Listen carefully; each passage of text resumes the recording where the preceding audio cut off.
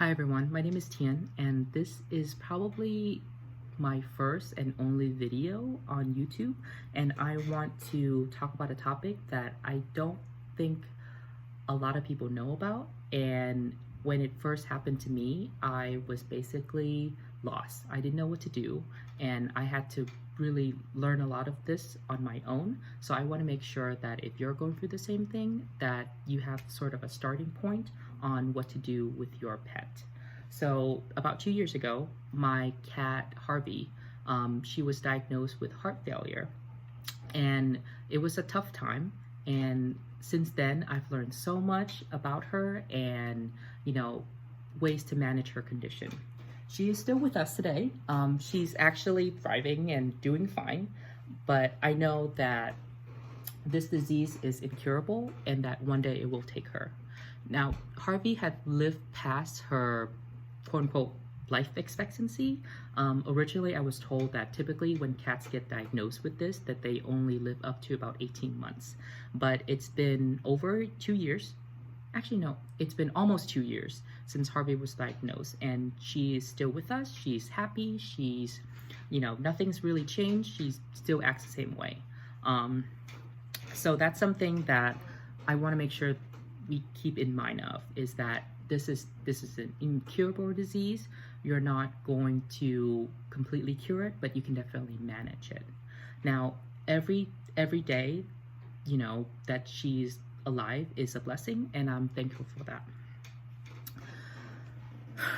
Okay, let's get to the nitty gritty of it. The first thing I want to talk about is costs. This is one of the most expensive experiences I've ever had to go through. When she was first diagnosed, so about 6 months prior to when she started showing symptoms that prompted me to bring her to the vet, she was at her regular veterinarian and was getting a checkup, and he heard a murmur in her heart, and I follow up with that, and he kind of just shrugged it off. So me being trusting, kind of just didn't think it was a big deal. Now, a little bit of a backstory. I'm the type of person that always makes sure that my cat gets, her vaccines on time, getting her annual checkups. Harvey had other medical conditions throughout her life, and so, I knew that she gets sick, but I did not expect this. She needed to, she had a few UTIs throughout her life, and we had to get her anal glands expressed a few times. But other than that, she's relatively healthy. She's a picky eater, but, she's a cat. My point is that I am the type of person that makes sure everything gets done on time. If there needs to be a medical procedure or a vaccine or something related to her health, I make sure to do it. And so when the doctor said, "Oh yeah, I don't know, sure, I don't think it's a big deal," I believed him, and so I did that. I didn't think of it, went on with my life, right? 6 months later, after that visit, Harvey's stomach began to swell, and not like she's getting fat or pregnant. She's 9 years old, and she's, right now she's 9 years old. So back then she was about 7. She's sprayed, so it's not like she can get pregnant, and she's a picky eater, so like she doesn't gain weight, right? If anything, like her weight has been exactly the same since I've gotten her when she was about 1.5 years old. So her stomach started to swell up like a balloon, and I was just very concerned. So I let it go for like a week. I just thought maybe I'm just seeing things differently. It could just be in my head. But after that week, I was like, okay, there's definitely something wrong. So I took her to that same vet, and he did. I don't know the right names of this, but he basically, I believe it was an ultrasound of some sort, and saw that there were fluids in her chest cavity, in her lungs. So that prompted him to say, hey, you need to take her to the cardiologist.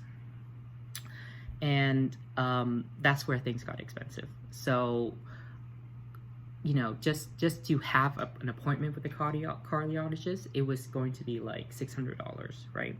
And then we're spending all this money on like on the original vet, and then all of this stuff. It was costing a lot, but I am fortunate enough to be able to afford it, and so I had to book the appointment. I called on the same day, and I found out that it was basically a months long wait list for the pet cardiologist, the one that's closest to my house. I live in Virginia, which is the East Coast, and I learned that day that pretty much every single pet cardiologist in my area and the surrounding states were owned by the same company. So basically, they had a monopoly on on pet cardiologists. I went and looked as far as Pennsylvania for an appointment on the same week, but was not able to find it. Again, they were owned by the same company, so the receptionist can pull up appointments from other states, and they couldn't find anything. A friend suggested that I take her in as an emergency, so then she can be seen on the same day by the cardiologist, and that's what I did. They were able to, I believe, do an ultrasound and then drain the fluids out of her body, and gave me a diagnosis, and all that stuff. And this costs around $2,000, and this is just all within the first week. And then I had to spend money on the medications, which is, another $100 or $200 on top of that. And after that, I had to bring her back to the pet cardiologist every 5 months to make sure that she gets, make sure that her condition is being managed. And this is on top of, regular annual exams and vaccines and all that stuff. So again, this is going to be very expensive. I am lucky enough to have pet insurance. So a lot of it was covered, but when I did the math, it actually ends up evening out. So I don't think pet insurance is going to be your safe all for everything, right? Some people, for certain people, it really helped them out, especially if their vet bill is like in the tens of thousands of dollars. But for me, I find that it did not help that much. After all the premiums and then, the stuff that they cover, there are certain things that they won't cover, like vaccines, exam fees and stuff, they don't cover that. And then you also have a $500 deductible. So at the end of the day, it didn't help at all. I suggest that if you were to have a pet, that you start a high interest savings account for them, and then just put a little bit of money each month in there and just let it sit for emergencies like this. If your pet is fine, then you have all of this extra money. If not, then you have this access to be able to provide medical appointments for your cat. So there's a lot of cost that's involved, right? You're spending a lot of your time and, out of work to make sure that your pet gets, all to all the appointments. You're spending time to give her the medications each day. There's just a lot of things that you need to do. Her medications consist of about 5 medications. The one that she takes the most is also the most expensive and can only be made in, a laboratory. So they have to special ship it. And there's only a few pharmacies in America that actually can make it. So again, that's why it's so expensive. It's called Pymobendin, and I don't exactly know what it does. You can Google that.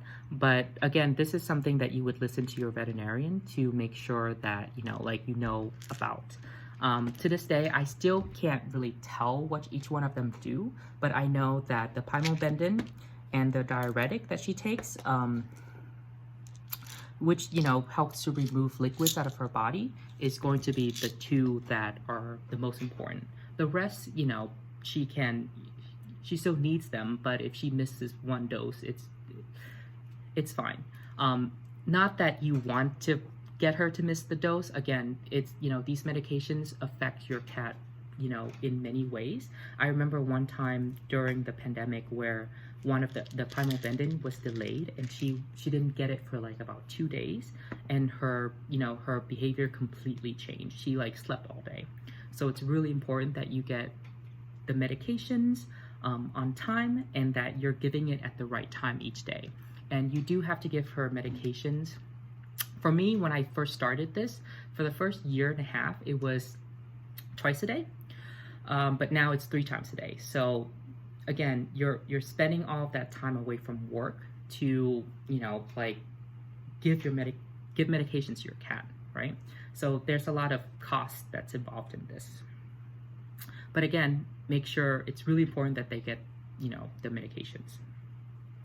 One trick that I also learned is if your cat is sleeping and they're breathing heavily, that means that they, you know, there's some sort of problem. So the rule of thumb that the vet told me is that if your cat is sleeping and she takes more than 30 breaths per minute, and you can count each breath by how often, you know, like each time her stomach lifts a little bit when she breathes, that's 1. If it's more than 30 per minute, it means that something's going on. Harvey, she usually averages about maybe 20 per minute, so you know she's fine. But if she were ever to have 30 breaths per minute, then I would definitely need to take her to the ER.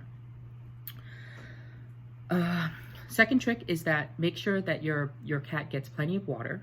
Harvey is kind of a special case because she doesn't actively drink water on her own.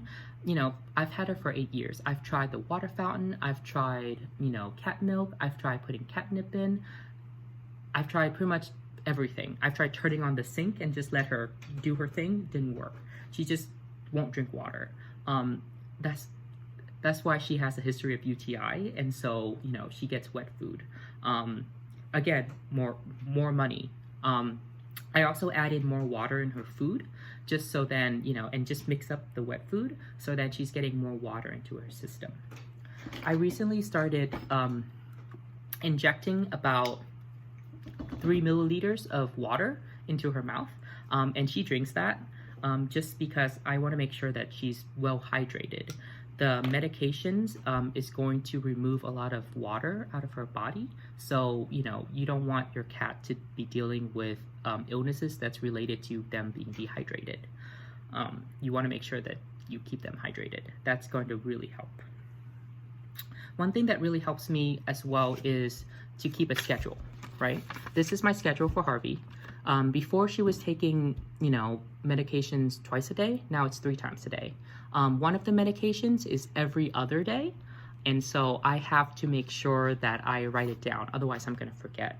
So I mark off the days that she doesn't need it and then leave the days that she does need it blank. She gets her medication 3 times a day. So that's why there's 3 columns. And, you know, I like to be cute and, you know, color coordinated the days, but you don't need to do that. As long as you have some sort of system to keep track of the medications, you're good to go. The pymobendin and the diuretic, I believe it's called furosemide. These, the 2 most important medications that I talked about, they actually stay in your cat system for about 6 hours. So if you know, like forget when the last time you gave your cat medications, as long as, you know, it's past 6 hours, you're good to give it to them. Even if you notice that your cat is acting strange or is breathing heavily, like there's obviously some sort of respiratory or heart problem, then you can give them excess of these just to kind of help her out with, you know, getting rid of the excess moisture in her lungs and heart. So I think that's going to be really helpful. That's something that the vet always tells me. If there's something, if you notice that, you know, her body's expanding from the water, if something's going on, give her excess of these 2. Sorry, I kind of went out of topic there, but there's just a lot of things going on, and I just want to make sure that everyone, you know, sort of have a good idea of what my day-to-day life is like with, you know, managing Harvey's condition. One last thing that I want to make sure I talk about is that, you know, this is going to be a hard, you know, thing that you're going to have to go through. You're going to have to deal with the loss of your pet. You're going to have to deal with, you know, the loss of money and your time. So it's going to be hard. And there have been days where I would resent Harvey, but I know that, you know, she's doing her best and she's a cat, right? You know, I'm her whole world. So you know, she's able to survive and thrive because of me, and it is my responsibility to take care of her.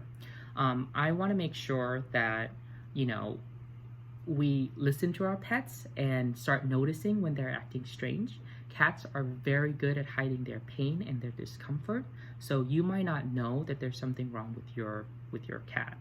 Make sure that you listen to the veterinarian. If they find something abnormal, follow up on that. Unlike me, you know, like I said, I do feel guilty that I never follow up when, you know, 6 months before the diagnosis, they said there was a heart murmur, and I wish I followed up on that. But it is what it is. We are managing this condition. She have outlived her life expectancy, so I think, you know, I am doing something right. It may be also because she's so young. Typically, when cats get diagnosed with heart failure, they're much older.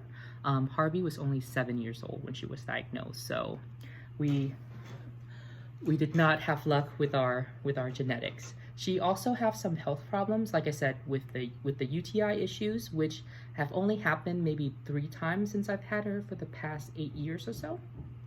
So that's good. But then she also has some anal glands issues, where her anal glands doesn't express as well as it should.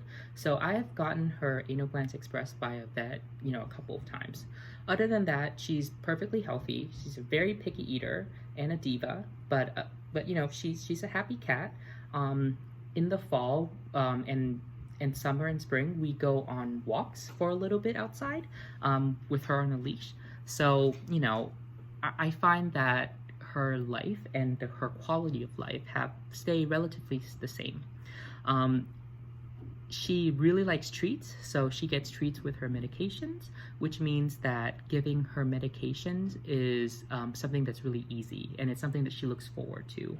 And I'm so glad, because I hate to kind of wrestle her to, you know, make sure that she gets her medication.